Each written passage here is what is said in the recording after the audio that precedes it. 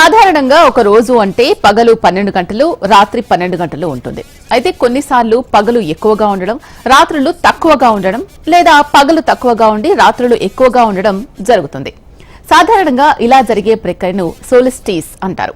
అలాంటి రోజు ఈ ఏడాది డిసెంబర్ 21న రాబోతోంది.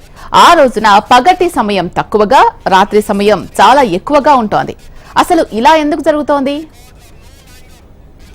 సూర్యుడు మధ్యాహ్న సమయంలో ఆకాశంలో అత్యధిక లేదా అత్యల్ప స్థానానికి చేరుకున్నప్పుడు సూర్యుని చుట్టూ భూమి కక్షలో ఉండే 2 బిందువులను అయనాంతం అంటారు. దీని ఫలితంగా సంవత్సరంలో అతి పొడవైన రోజు, అతి తక్కువ రోజు వస్తుంది. ఇది ఏటా 2 సార్లు జరుగుతుంది. ఇక పగలు సమయం తక్కువగా, రాత్రి సమయం ఎక్కువగా ఉండే పరిస్థితిని వింటర్ సోలిస్టిస్ అంటారు.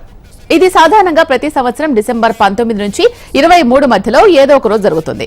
శీతాకాలపు అయనాంతం ఏర్పడే రోజున సూర్యుని నుంచి భూమికి దూరం ఎక్కువగా ఉంటుంది. అలాగే చంద్రకాంతి భూమిపై ఎక్కువ సమయం ఉంటుంది. ఈ సహజ మార్పు కారణంగా 2024 డిసెంబర్ 21న ఈ ఏడాదిలో అత్యంత తక్కువగా పగలు 8 గంటలు, సుదీర్ఘమైన రాత్రిగా చంద్రకాంతి 16 గంటల వరకు ఉంటుంది.